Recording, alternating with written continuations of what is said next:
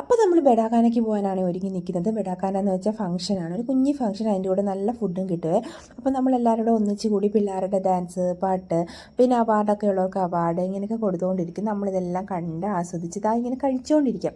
ആദ്യം welcome drink വന്നിട്ടുണ്ടായിരുന്നേ, അത് mojito ആയിരുന്നു. അതിങ്ങനെ കുടിച്ചുകൊണ്ടിരിക്കുമ്പോൾ തന്നെ പിള്ളേരുടെ ഡാൻസും പാട്ടും ഒക്കെ ഉണ്ടായിരുന്നു.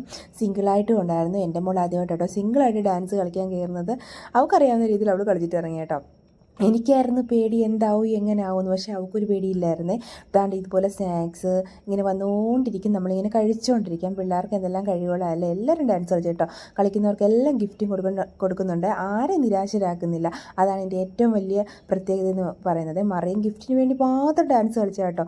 എന്തോ ഗിഫ്റ്റ് ഭയങ്കര ഇഷ്ടമാകുന്നത്. ഇത് നമ്മുടെ ചിക്കൻ പക്കോടയാണ്, പനീർ പക്കോട ഉണ്ടായിരുന്നു, നമ്മുടെ ഉരുളൻകിഴങ്ങിൻ്റെ ഒരു പക്കോട ഉണ്ടായിരുന്നു. അങ്ങനെ പലവിധ പക്കോടകൾ ഇങ്ങനെ വന്നുകൊണ്ടേയിരിക്കും. അത് നമ്മൾ പോയി കഴിച്ചുകൊണ്ടേയിരിക്കണം. സത്യം പറഞ്ഞാൽ ആദ്യം ഇത് കഴിച്ചാൽ നമ്മുടെ വയറ് ഫില്ലാവും. പിന്നെ ചോറ് കഴിക്കാനോ റൊട്ടി കഴിക്കാനോ പൂരി കഴിക്കാനോ ഒന്നും പറ്റത്തില്ല കേട്ടോ.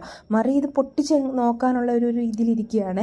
ഞാൻ പറഞ്ഞ സമാധാനപ്പെട്ട് നമുക്ക് വീട്ടിൽ ചെന്നിട്ട് പൊട്ടിക്കാം. അപ്പം ഇതൊക്കെയാണ് ലാസ്റ്റ് നമ്മുടെ ഫുഡ് ഐറ്റം. ഗുലാബ് ജാമുൻ, പായസം, ചോറ്, ചിക്കൻ, ഒരു മിക്സഡ് സബ്ജി എല്ലാം ഉണ്ടായിരുന്നേ. അപ്പോൾ അത് കഴിച്ചിട്ട് ഇത് കഴിക്കുമ്പോഴത്തേക്ക് വയറ് അടിപൊളിയായിട്ട് ഫില്ലാവും. അതുകൊണ്ട് ഞാൻ മറ്റേത് കുറച്ച് കഴിച്ചിട്ടുള്ളത്. പിന്നെ എല്ലാം കഴിഞ്ഞ് നമ്മൾ തിരിച്ച് വീട്ടിലോട്ട് പോകാം കേട്ടോ. നല്ല തണുപ്പുണ്ടായിരുന്നു, രാത്രി ആയതുകൊണ്ട്. ഇതുവരെ ഇവിടുത്തെ തണുപ്പ് മാറിയിട്ടില്ല കേട്ടോ. ഉച്ചയ്ക്ക് ചൂടും നമ്മുടെ വൈകിട്ട് നല്ല തണുപ്പുമാണ്.